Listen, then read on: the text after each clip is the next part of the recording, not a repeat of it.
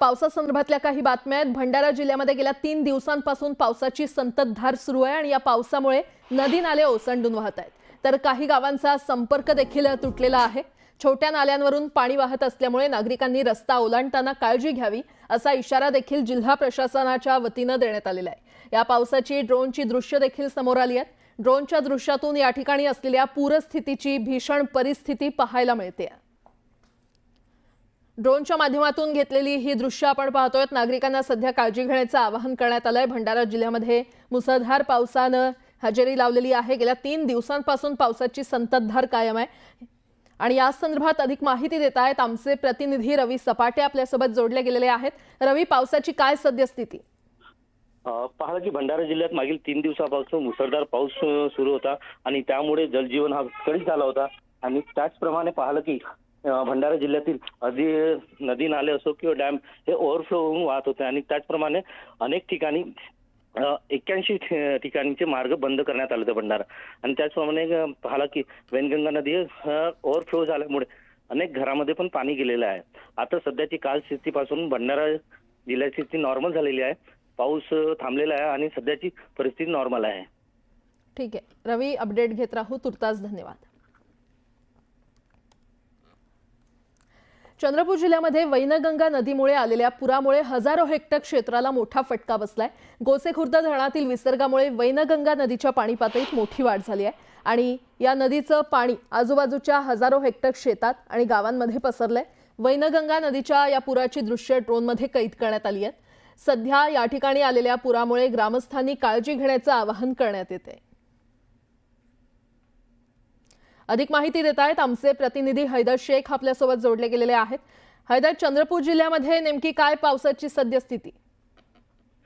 चंद्रपूर जिल्ह्यामध्ये सध्या 3 दिवसापासून पाऊस होता आणि त्याच्यामुळे नदी नाले सगळे ओढे जे आहेत ते तुतडी भरून वाहत होते।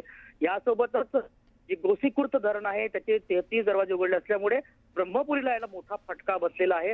ब्रह्मपुरीचे जवळपास 10 ते 12 गाव पाण्याच्या वेळाखाली आहेत आणि सध्या तरी गोसीखुर्द जे आहे ते विसर्ग हा 12 क्युमेक्स असल्यामुळे सध्या पूर ओसरण्याची परिस्थिती आहे। परंतु पाऊस जो आहे जर पुन्हा एकदा आला तर पूर परिस्थिती निर्माण होऊ शकते। जवळपास हजारो हेक्टर ही शेती जी आहे ती पाण्याखाली असल्यामुळे शेतकऱ्यांचे मोठे नुकसान झालेले आहे। सध्या तरी ओसरल्यानंतरच या संदर्भातले जे एकंदरीत नुकसान आहे ते कळणार आहे। ठीक आहे हैदर, अपडेट घेत राहू। तुर्तास धन्यवाद। चंद्रपूर जिल्ह्यातील ब्रह्मपुरी उपविभागात गेल्या 12 तासांपासून पावसाने विश्रांती घेतलेली आहे। मात्र जिल्ह्यातील वैनगंगा नदीच्या पुराचा फटका अनेक गावांना बसलाय। आरमोरी मार्गावर पुराचं पाणी आल्यामुळे गेले 12 तासांपासून हा मार्ग बंद आहे। पोलिसांनी नाकाबंदी करून वाहनांना जाण्यास मनाई केलेली आहे आणि त्यामुळे वाहतूक कोंडीला सामोरं जाण्याची परिस्थिती निर्माण झाली आहे।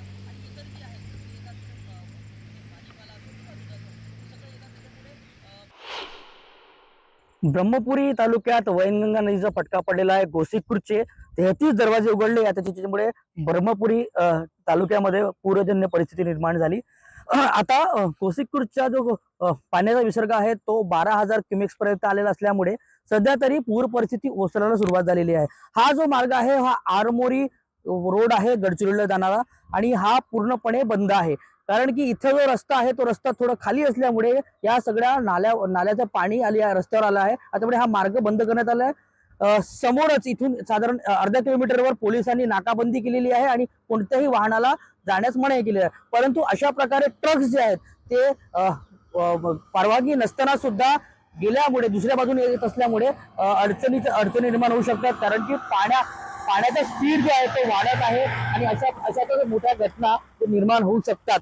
सध्या तरी ब्रह्मपुरी तालुक्याला आज सुट्टी जाहीर करण्यात आली आहे। कारण की आजूबाजूचे गावातले जे विद्यार्थी आहेत ते कॉलेजमध्ये येतात, शाळेमध्ये येतात आणि इतर जे आहेत ते येतात त्याच्या म्हणजे भाजीपाला असो किंवा दुधाचं हे सगळे येतात। त्याच्यामुळे ते रस्ते बंद आहे आणि ते पोहोचू शकत नाही। याकरिता आज तालुका स्तरावर सुट्टी जाहीर करण्यात आली आहे। हैदर शेख, न्यूज 18 लोकमत, चंद्रपूर। अमरावतीतील अनेक भागात जोरदार पाऊस कोसळला आणि पावसामुळे नागपूर संभाजीनगर एक्सप्रेस हायवेवर पाणी साचलं।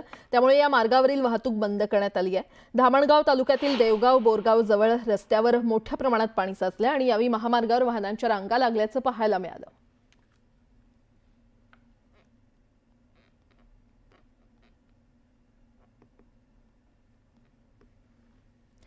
तिकडे वर्धा जिल्ह्यामध्ये झालेल्या मुसळधार पावसामुळे शेतीचं मोठं नुकसान झालंय. नदीकाठावरील शेतीत साचून असणाऱ्या पाण्यामुळे पिकं सडण्याची शक्यता आहे.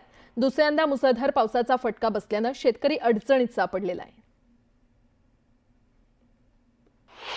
वर्धा जिल्ह्यामध्ये गेल्या 2 दिवसापासून मोठ्या प्रमाणात पाऊस बरसला आणि याचा फटका शेतीला बसलेला आहे. आपण पाहू शकतो की नदी काठावरील ज्या शेती आहेत त्या अशा पाण्याखाली आलेल्या आहे. जवळपास हजारो हेक्टर जी जमीन आहे ही पाण्याखाली आलेली आहे. वर्धा, समुद्रपूर आणि हिंगणघाट तालुक्याला याचा मोठा फटका बसलेला आहे. नुकतीच पेरणी झाली होती, लागवड झाली होती आणि आता बियाणं उगवायला लागलं होतं. मात्र त्या बियाण्याला आता ह्या पावसाचा मोठ्या प्रमाणात फटका बसलेला आहे. त्यामुळे शेकडो हेक्टर जी जमीन जी आहे, हजारो हेक्टर जी जमीन आहे ती आता पाण्याखाली आली आहे. त्यामुळे शेतकरी कुठेतरी आर्थिक संकटात सापडण्याची शक्यता निर्माण झाली आहे. जर दुसरीकडे बघितलं तर अशा पद्धतीनं पीक उगवलं होतं, मात्र या शेतामध्ये मोठ्या प्रमाणात पाणी साचलं होतं. ते मात्र माथेघर शेती असल्यामुळे त्या शेतातलं पाणी जे आहे ते ओसरलं आहे. मात्र नदी काठावरचं जे गाव आहे, नदी काठावरच्या ज्या शेती आहे त्या शेतामध्ये अजूनही पाणी साचून आहे आणि हे पाणी आता 2 ते 3 दिवस ओसरणं शक्य नाही. त्यामुळे शेतकऱ्यांचं जे पीक आहे ते पाण्यामुळे सडलं जाणार आहे आणि त्यांना आता तिबार पेरणी करण्याशिवाय दुसरा पर्याय उरलेला नाही आहे. नरेंद्र मध्ये, न्यूज 18 लोकमत, चांदकी, वर्धा.